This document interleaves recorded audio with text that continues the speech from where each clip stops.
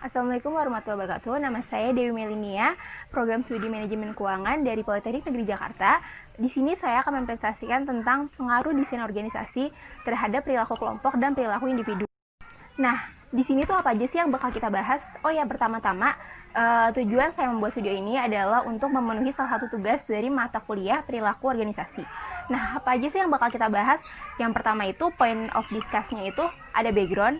Terus yang kedua, kita bakal ngebahas literatur review-nya. Yang ketiga, ada contoh kasus. Yang keempat, ada analisis. Dan terakhir itu kesimpulan dan saran. Nah, lanjut ke yang pertama, itu adalah background atau latar belakangnya. Jadi, latar belakang dari makalah ini, itu tuh adalah desain organisasi. Dari setiap organisasi itu kan pasti berbeda-beda. Nah, dalam membentuk organisasi, kita juga harus menentukan desain apa yang akan kita pilih.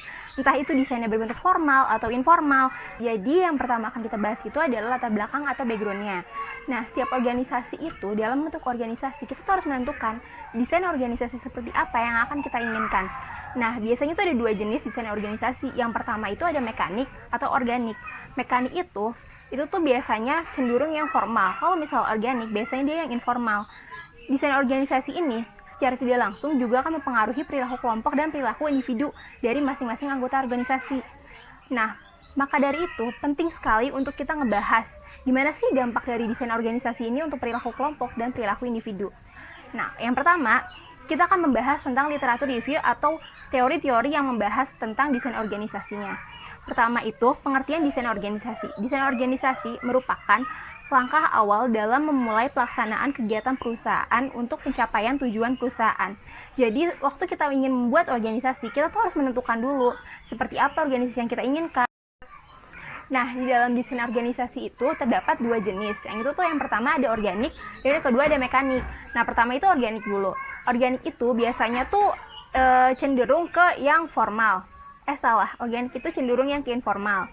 Nah, di dalam desain organisasi organik ini, biasanya itu pembagian kerjanya itu tidak terlalu diatur dan biasanya tidak ada divisi. Nah, terus sistem hierarkinya biasanya di sini tidak terlalu menonjol. Jadi antara bos dan bawahan itu biasanya tidak ada penghalang gitu. Nah, selanjutnya itu ada desain mekanik. Kalau misalnya desain mekanik ini tuh fokusnya itu adalah yang formal. Jadi di dalam desain organik ini biasanya itu ada sistem divisi dan sistem hierarkinya itu biasanya berjalan. Jadi antara bos dan pegawai itu biasanya ada jarak atau ada jenjangnya. Nah, selanjutnya itu ada pengertian perilaku kelompok. Apa sih perilaku kelompok? Perilaku kelompok itu adalah respon-respon anggota kelompok terhadap struktur sosial kelompok dan norma yang diadopsinya. Jadi perilaku kelompok ini biasanya terbentuk dari beberapa perilaku individu yang menjadi satu. Nah, kelompok itu biasanya ada beberapa jenis. Yang pertama itu ada kelompok formal, ada kelompok informal, ada kelompok primer, ada kelompok terbuka, dan terakhir ada kelompok tertutup. Nah, yang terakhir itu ada pengertian perilaku individu. Apa sih perilaku individu? Perilaku individu itu adalah sesuatu fungsi dari interaksi antara individu dengan lingkungannya. Jadi perilaku individu ini itu terbentuk ketika seorang individu berinteraksi dengan lingkungannya. Nah, selanjutnya kita akan membahas tentang contoh kasus. Jadi dalam makalah ini saya membuat sebuah kuesioner. Nah, itu tuh mempertanyakan kepada para pekerja bagaimana desain organisasi yang telah ada di perusahaan atau organisasi mereka selama ini membuat mereka berperilaku seperti apa gitu. Nah, yang pertama itu saya mempertanyakan apakah di dalam organisasi atau perusahaan mereka ada sistem divisi, dan kalau misalnya iya, itu apakah itu menjadi memudahkan mereka atau tidak. Sebagian besar atau hampir seluruh responden yang menjawab itu mereka mempunyai divisi. Mereka menjawab kalau misalnya divisi itu memang memudahkan karena sistem divisi itu membuat mereka jadi tahu apa yang harus dikerjakan.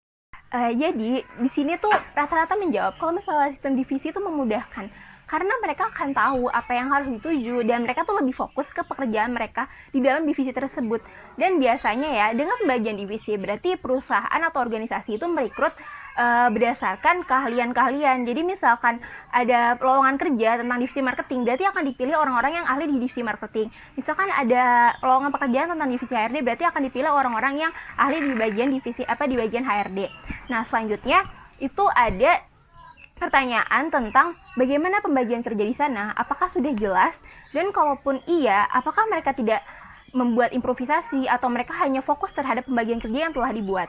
Sebagian besar dan 100% responden itu menjawab bahwa pembagian kerjanya itu jelas. Dengan pembagian kerja itu, mereka menjawab kalau misalnya mereka kerja, mereka jadi tahu apa tujuannya, mereka tahu apa saja yang harus dikerjakan. Namun ternyata menariknya di dalam pembagian kerja itu tidak membuat para karyawan atau para individu ini menjadi kekurangan kreativitas. Mereka tetap melaksanakan apa yang telah disuruh atau apa yang menjadi bagian kerja mereka, namun dengan kreativitas mereka sendiri-sendiri. Dan biasanya bagi para individu atau pekerja yang menyelesaikan lebih cepat, itu mereka bisa membantu temannya atau bahkan mereka ada yang membantu divisi lain. Dan selanjutnya itu ada pertanyaan tentang apakah di dalam perusahaan mereka atau di dalam organisasi tersebut ada sistem hierarkinya, dan 100% menjawab bahwa ada. Jadi di dalam organisasi mereka atau perusahaan mereka terdapat pimpinan atau manajer atau kepala divisi dan anggota atau karyawannya. Nah, pertanyaannya apakah bagi mereka itu menyulitkan? Ternyata sebagian besar menjawab bahwa itu tidak menyulitkan. Justru dengan adanya sistem hierarki, mereka jadi tahu bahwa ini adalah titik mereka dan mereka ingin untuk mencapai titik yang atas. Jadi mereka termotivasi untuk mencapai posisi itu. Intinya ternyata para karyawan itu dengan ada sistem hierarki bukannya merasa terbebani atau merasa mereka tidak bebas, justru sebaliknya mereka akan merasa kalau misalnya mereka tuh bisa menyesuaikan aturan, mereka jadi merasa ada yang mengawas mereka, jadi mereka secara tidak langsung akan menjadi lebih disiplin. Nah, selanjutnya itu ada pertanyaan, apa sih desain organisasi yang mereka inginkan, atau apakah selama ini desain organisasi di dalam organisasi mereka sudah tepat? Dan 100% menjawab bahwa desain organisasi yang sudah ada dalam organisasi mereka itu sudah tepat. Jadi mereka sudah suka dengan sistem divisi, dengan pembagian kerja yang jelas, atau sudah ada job desk masing-masing. Dan terakhir, mereka tetap menyukai bahwa ada sistem hierarki yang membuat ada batasan antara karyawan dengan bos. Nah, selanjutnya itu, dengan contoh kasus yang tadi telah saya paparkan, kita akan menganalisis apa sih pengaruh dari desain organisasi ini terhadap perilaku kelompok dan perilaku individu. Pertama, kita akan membahas tentang pengaruh terhadap perilaku individunya. Nah, dari semua contoh kasus yang telah saya paparkan, saya menangkap bahwa pertama, itu akan ada cenderung melakukan pekerjaan sesuai rules atau peraturannya. Jadi, para individu biasanya dengan ada desain organisasi, mereka akan melakukan pekerjaan sesuai dengan peraturannya. Nah, biasanya tuh yang seperti ini ada di dalam desain organisasi organik.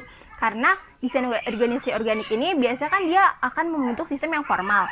Jadi secara tidak langsung mereka akan melakukan pekerjaan secara teratur dan mereka sudah ada peraturan yang mengaturnya. Nah, apa aja sih perilaku yang lainnya? Yang kedua itu ada merasa lebih fokus karena sudah dibagi berdasarkan divisi. Sebagian besar menjawab bahwa mereka tuh jadi lebih fokus terhadap pekerjaan yang mereka kerjakan.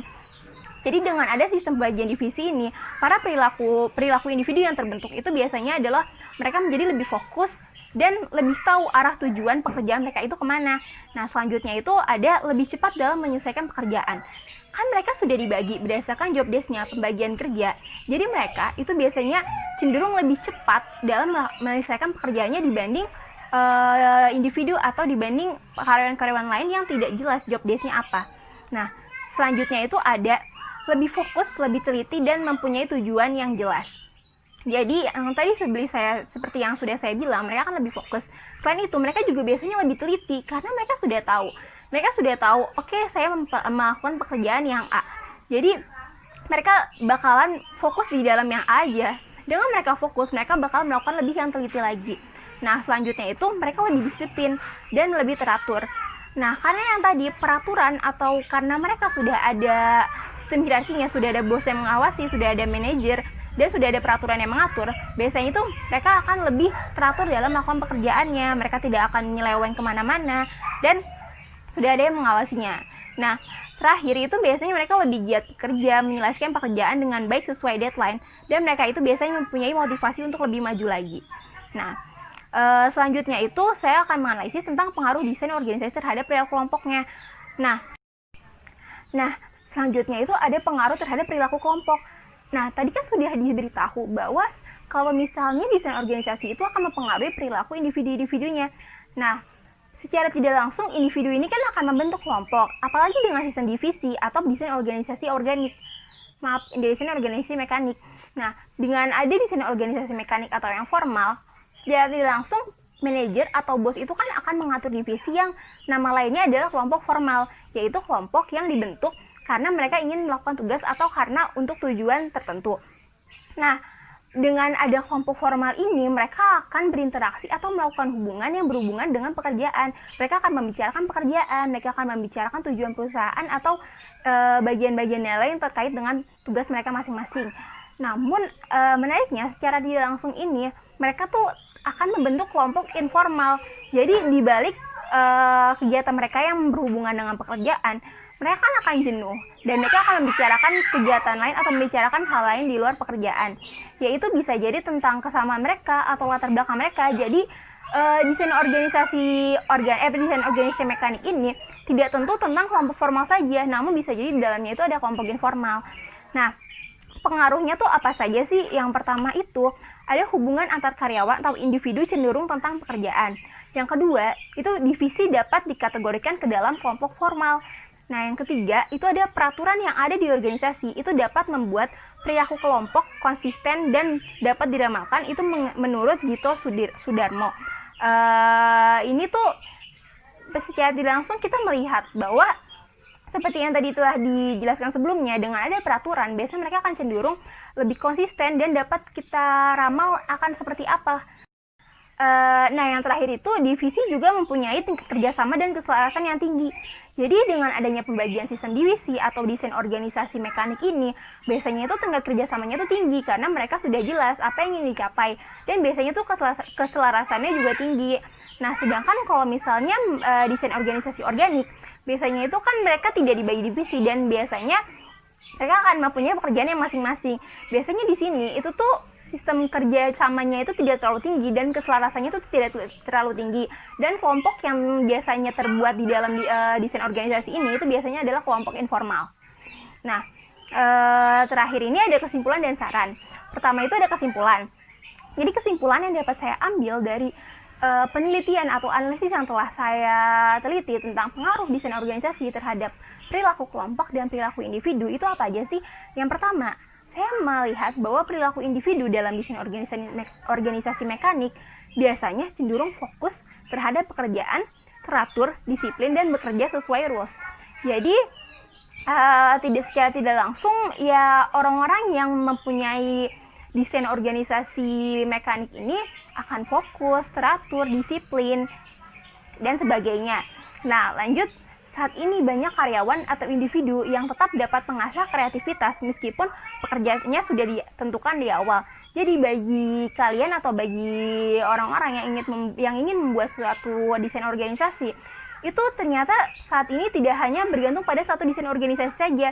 Saat ini sudah ada penyesuaian tergantung bagi para karyawannya masing-masing. Misalkan kita membuat desain organisasi awalnya mekanik, namun kalau misalnya karyawannya itu tetap mempunyai kreativitas atau tetap mempunyai improvisasi sendiri, maka itu akan bisa jadi bergabung dengan desain organisasi organik.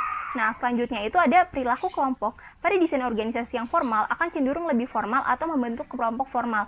Jadi kalau misalnya desain organisasinya itu mekanik, biasanya kelompok yang akan terbentuk adalah formal. Namun kalau misalnya desain organisasinya itu adalah organik, biasanya kelompok yang terbentuk itu adalah kelompok informal. Nah, yang terakhir ini adalah saran yang bisa saya berikan terhadap analisis ini. Yang pertama, saran dari saya adalah saat menentukan desain organisasi, ada baiknya menentukan terlebih dahulu tujuan perusahaan. Dan ini sangat penting. Jadi sebelum kita membuat desain organisasi, kita harus tahu tujuan perusahaan tuh tujuannya apa. Apakah kita membutuhkan desain yang lebih formal atau kita membutuhkan desain yang lebih informal? Karena ini akan mempengaruhi kinerja dari para karyawannya atau mempengaruhi perilaku dari individu dan kelompok dalam organisasi. Nah, yang kedua, itu adalah pilih desain organisasi yang cocok. Apakah yang formal atau justru kebalikannya? Karena desain organisasi akan sangat mempengaruhi kinerja karyawan atau organisasi ke depannya. Nah, yang terakhir itu, ini yang paling penting, kita harus kenali risiko dan masing-masing bentuk dari organisasi agar dalam pelaksanaannya tidak mengganggu kinerja organisasi dan mencapai tujuan. Jadi kita harus tahu risiko dari desain organisasi yang formal atau risiko dari desain organisasi yang informal, karena dua hal ini nanti yang akan membentuk perilaku dari karyawan atau dari anggota organisasi kalian. Jadi sekian dari saya, mohon maaf bila misalnya masih ada kekurangan atau masih banyak yang belum saya paparkan dengan jelas, kurang lebihnya mohon maaf. Wassalamualaikum warahmatullahi wabarakatuh.